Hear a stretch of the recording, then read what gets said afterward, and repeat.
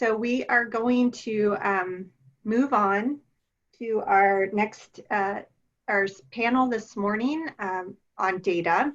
And our next speaker is Dr. Cynthia Parr, who is a colleague of mine at the National Agricultural Library of the USDA. Cyndy is the library's data policy analyst and is also acting as the Assistant Chief Data Officer for the Research, Economics, and Education Mission Area of USDA. She has a PhD in biology from the University of Michigan, and she studied behavior in wild and captive American crows.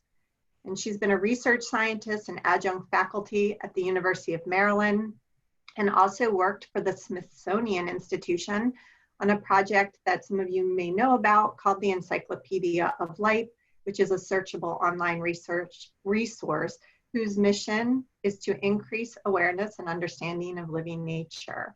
Her work at the National Agricultural Library has focused on leading the USDA's open research digital data catalog and repository called Ag Data Commons. And today she is going to talk to us about the open science landscape at USDA and how the National Agricultural Library can help. So we're glad you're here, Cyndy, and I will turn it over to you. All right, thanks so much, Christina, for that introduction, and thank you to the organizers for inviting me to speak. Is everybody able to see my slides? Yes, Cyndy, just give me 1 second. It looks like closed caption has stopped working. So just give me 1 second. Well, while we're waiting for that, I'll just make a note that I really appreciate that opening talk. I know that because I have done animal research, I have dealt with animal use and care committees, and I wholeheartedly support everything that all of you are doing to make it better. I will say that I was asked to speak primarily about open science, which is a much more general topic. And so I hope that you can take something from my work to assist yours. My main attempt at providing something more practical for you is to talk about how you can work with your own library or with the National Ag Library to help you in your work. So is it okay for me to go forward? You're all good, thank you. Okay, great. So as Christina said, I've been at the National Ag Library now for about 5.5 years, working on the Ag Data Commons and increasingly on data policy.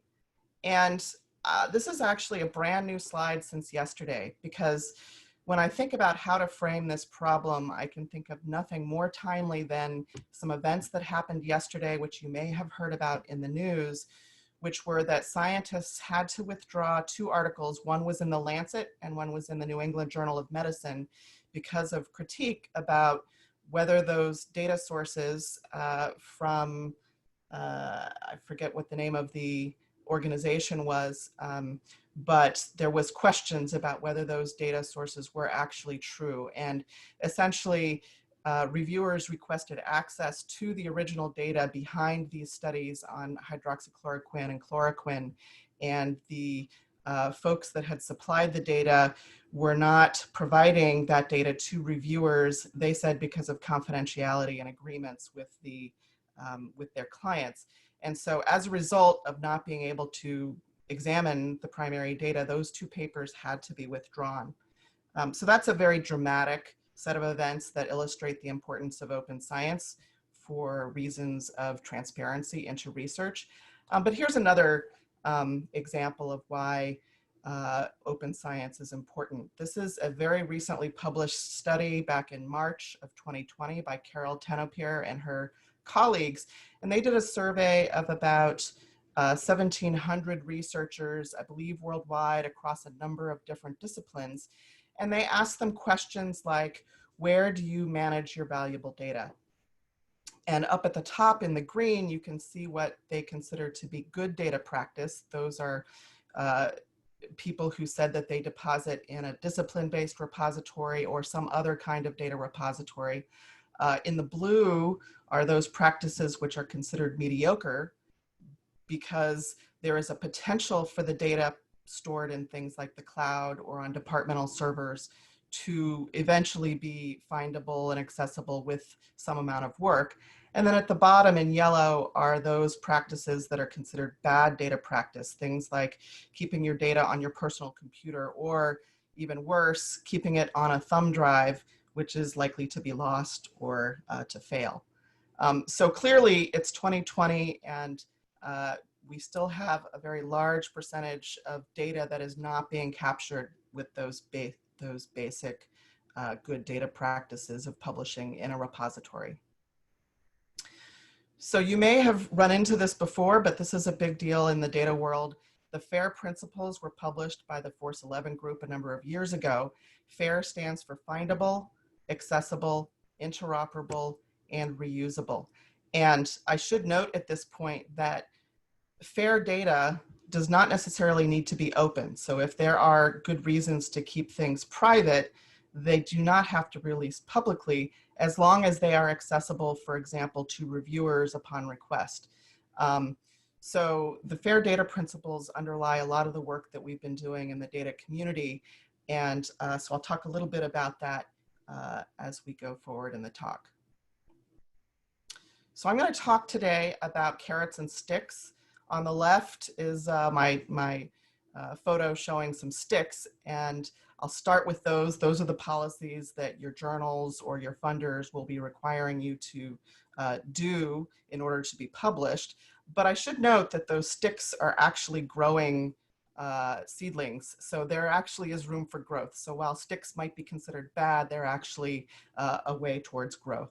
So I'll start with the sticks, and I'll talk about the policy at the federal level at the at the United States, and particularly with USDA.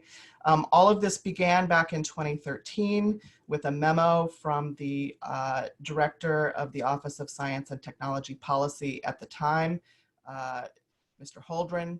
And this required that all of the products from federally funded research should be available to the taxpayers. And then that was followed shortly afterwards by an executive order for general open data for government data, and also the OMB policy memo that said that government data needs to be available in machine readable forms as much as possible. USDA responded to these executive directives by preparing a public access implementation plan, which was approved in 2014. And then in 2016, we had approval by our Science Council at USDA of a policy to make scholarly publications publicly available. And then with this new administration, in fact, in 2019, when we were on furlough last January, Congress passed the Open Government Data Act, which made into law the Foundations for Evidence-Based Policymaking Act. Now, this relates primarily to the kind of data that government agencies collect and use to make their own decisions about how to run their own operations. But under Title II, the Data Act, the Open Data Act, we consider research data to be part of what's covered under the Open Data Act. And then finally, last year, we were able to get a policy approved by the USDA Science Council for digital scientific data. And so I'll go into the publications and the data policies now. So as far as scholarly articles, USDA will be asking authors to submit to our archive system final manuscripts that are peer-reviewed, accepted for publication in a journal, and that arise from USDA funding. And there is a 12-month embargo allowed on this. And this will be familiar to many of you because this is very similar to what PubMed Central has been doing for years under NIH policies. So at the National Ag Library, we run a platform called PubAg, which is very similar to both PubMed and PubMed Central. And this is a place where you can find full text articles as well as citations to even more articles in the agricultural sciences. And a lot of the accessibility of the articles on this platform are through our arrangement with a group called Chorus, which is a publishers consortium, which has opened up access on their journal platforms to those articles that fall under the public access requirements. So if the journals know that the paper was funded by the US government, then they will provide access to it openly without a paywall after 12 months after it was published. So my expertise is primarily in data, so I'm not going to focus as much on scholarly articles. But as far as data goes, the policy says that when you submit a proposal for funding by USDA, you will need to have a data management plan. And similar to the requirements of other funders across the federal government, that's a 2-page description of how you will manage your data throughout the life cycle of your project. Once the data are collected and analyzed, they will need to be published in a machine-readable format in a data repository with a digital object identifier or some other unique persistent identifier, and with long-term access to that data. So what that means is that if you're publishing genomic sequence data, for example, in GenBank, that counts. If you're not, you need to find another data repository that is capable of providing a DOI and long-term access. Here you have a 30-month embargo after you've completed your data collection. And then because there are many other repositories that may hold data, we are centralizing the registry of where all of this data is published in a catalog called the Ag Data Commons, which I'll talk about shortly. And finally, we are asking that all of these articles and data sets be linked using unique author identifiers, ORCIDs, and article DOIs. Now, I should just mention, if any of you out there are funded by NIFA, NIFA has been requiring data management plans starting with 2019, and the awards that are being made since then will be subject to these policies. So what's covered? First of all, you need to be funded by USDA, whether that's intramural research or extramural research. And the general expectation is that data will be made publicly accessible to the greatest extent possible. And I've got a note here just to be very clear about what we consider to be data. We're not talking about your lab notebooks or preliminary analyses or paper drafts or reports that you've done in the course of doing peer review, any communications with your colleagues. But we are talking about the raw data that underlie those peer-reviewed publications, as well as potentially data that underlie experiments that do not make it to peer-reviewed publications if the study was complete and for some reason just not published. So we can talk a little bit about what is and isn't covered here.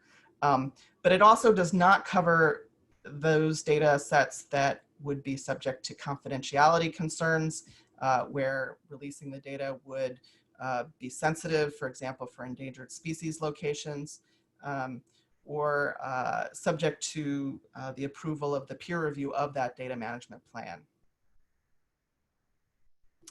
So the Ag Data Commons is the project at the National Ag Library, which is the USDA's open data repository and catalog for all USDA funded research data.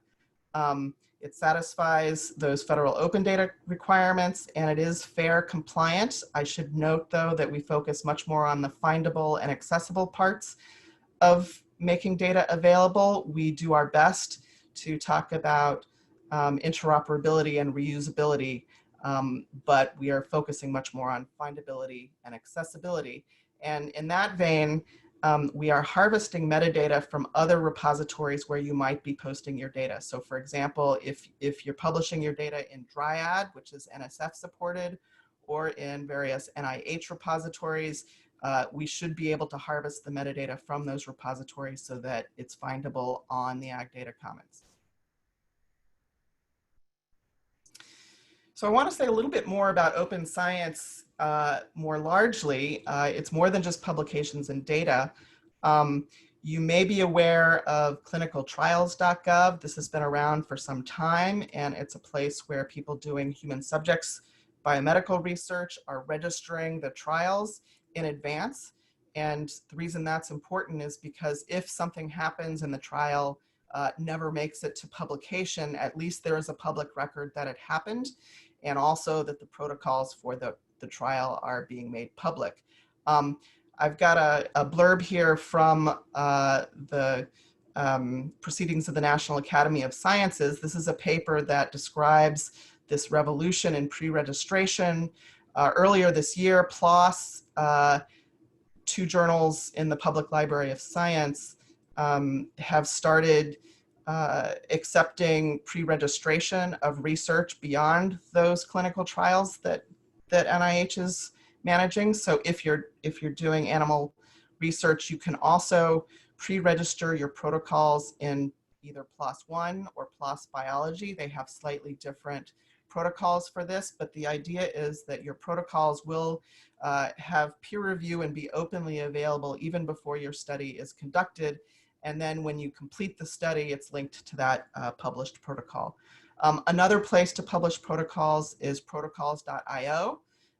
This does not necessarily provide peer review, but does provide a way to openly advertise what your methods are and to get the digital object identifier that can then be cited and to make sure that your protocol can be reused by others to try to adhere, as Adrienne Smith mentioned, to some fairly standard methods of doing research. And then finally, I've got a note here that if your research involves creating software or computer code scripts to do quality control, for example, on the data or analysis of that data, publishing the code in a code repository like GitHub and then linking that code to the resulting data and publications is also part of the open science landscape. Okay, I will talk a little bit about the benefits to you as researchers. So this is the CAAT part of the slide, part of the presentation. So a recent article published earlier in 2019 looked at those articles that were linked to data in a repository. Now, it is still the case, these charts are showing that up until about 2014, there were no data availability statements in the BMC journals or in PLOS. But starting in about early 2014 or 2015, the BMC open access articles and PLOS open access articles started requiring or offering the ability of authors to have a data availability statement. And that data availability statement could either say the data is available upon request, the data are made available in the paper as supplemental information usually, or in a repository. And you can see from the 2018 bars on the right side that it is still the case that not so many of the data are available in a repository. That's that top lightest color bar in both of these graphs. However, if you look at that top section, those data that are available in a repository, those papers had a 25% citation rate advantage. So basically, if the authors made the data available in a professional repository, those papers were cited more than papers that didn't do that. So as an author, you'll get more exposure if your data are also available. Open science can also benefit you because the full text of papers that you might want to read are available on PubAg openly. And that is also true of PubMed Central. And so if you are at an institution that does not subscribe to all the journals that you want to read, you will still be able to have access to that information. You will be able to find data for meta-analyses on repositories like the Ag Data Commons, and you can potentially use both of those to find relevant alternative methods. So as you heard from Adrienne Smith, and as I know the Animal Welfare Information Center at National Ag Library does, it's possible to access this open literature to find and use alternative methods for your research. And finally, a benefit is to find collaborators who are working on work that you would like to join in on, because you can see the full scope of the work that they do. So I'm going to say a little bit about what the National Ag Library provides in support of the work that you all are doing. So as you are probably aware, the Animal Welfare Information Center has a website with lots of information, and they also provide workshops and webinars. I've got some links here, and they're co-hosting this particular symposium this week. NAL is also joining many librarians around the country to support systematic reviews and meta-analyses. And so a systematic review involves selecting, evaluating, and synthesizing all available evidence. And librarians can help with this by helping researchers to clarify a question and to put together those key terms and concepts in queries of the scientific databases that would be repeatable and rigorous, and then running those searches on those scientific databases so that when researchers are trying to put together an overall review to answer a question from all available evidence, they have an unbiased source of information for that review, and particularly if they're doing the meta-analysis, that is the statistical review of the information that combines data from all of those sources, that's as unbiased as possible. And again, I'll just point out that the availability of data in repositories like the Ag Data Commons makes those meta-analyses much more possible. So I'm going to end by talking about, again, a timely resource that has been made available for researchers who are studying COVID-19, and this is the COVID-19 Open Research Data Set called CORD-19. And currently there are information about 130,000 scholarly articles for use by the global research community. And this has been made available as part of some competitions so that inventive people can crawl this data set, which is primarily bibliographic information about the resources available.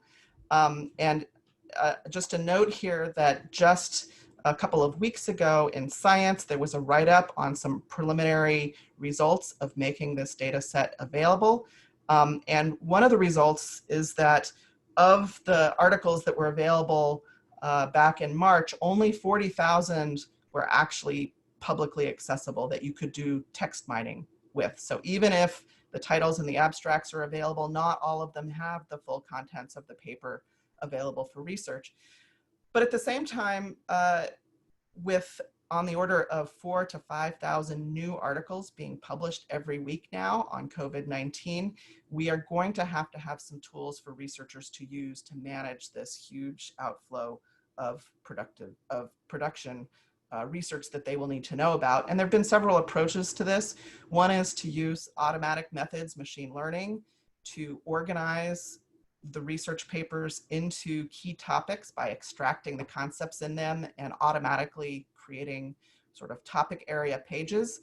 But again, there's still too much that may be iffy science. So for example, a lot of these articles are being published very, very quickly. I think the minimum turnaround time has been on the order of 60 days, which is very rapid peer review. And so it's possible that the quality is not as high as you would like it to be. So perhaps some combination of these automated tools plus some hand curation that will allow those high quality papers to rise to the top. So in the spirit of assisting this effort at the National Ag Library, we've been doing some work on livestock and poultry coronavirus literature. So these are some search terms that we know are pre-existing coronaviruses that take place in livestock and poultry. And we were curious to know what information is out there historically on these coronaviruses, and can we make that information available publicly to add on to that corpus of literature available in CORD-19. And so we were able to determine that there were 47,000 articles published since 1955 on these livestock and poultry coronaviruses that are not included in that COVID-19 data set. And of those, we were able to, so far, determine that there's 122 full text articles available. Particularly 86 of those are from PubAg, and those are not included in the COVID-19 data set. So this is a supplemental corpus that we are in the process of reviewing to see if we can make available for the research community to take advantage of. So what next with this? We have developed a couple of visualizations and a dashboard that's not yet released, but you can do things like you can look for those institutions that have first authors on these tens of thousands of publications so that you can see which institutions are doing research. And the color-coded bars here are the ones that, that are the different kinds of coronaviruses.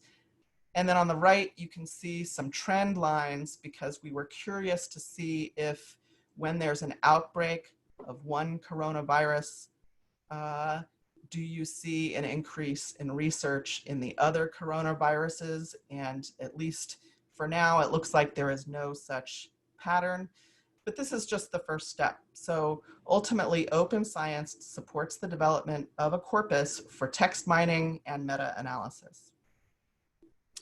And then I'll end with a plug for the data services that we provide at the National Ag Library. And I encourage you to check your own institution's libraries because your librarians may also provide such support. So we have guidance on planning for data management, so preparing those DMPs for research proposals. And we also provide a checklist if you are reviewing data management plans. So if you're on a panel for funding, for example, an NSF panel or an NIH panel, what should you be looking for as you evaluate data management plans? And I should note that the earlier study that I began with about data sharing practices found that academics were the least likely of all sectors to consult their librarians for assistance with data management. And hopefully that will change over time. So I'm going to thank folks for providing some of the information I presented today. Christina Adams for AWIC, the NAL data science team, and then I've provided a lot of URLs and emails for you to contact for future reference if you would like to talk to us one-on-one. And with that, I'll thank you and ask for questions. Thanks so much, Cyndy. We are going to hold questions, if it's okay with you, until our next speaker, and then we'll open up the floor for both of you for questions coming in. There are some questions that have come in that we will address at that time. So, and thank you. I know many of the committees I've sat on, I'm seeing more and more use of research data. So this is a really exciting time, I think, to be involved, both from the library perspective and the research perspective and the animal care perspective. Thanks for your time this morning.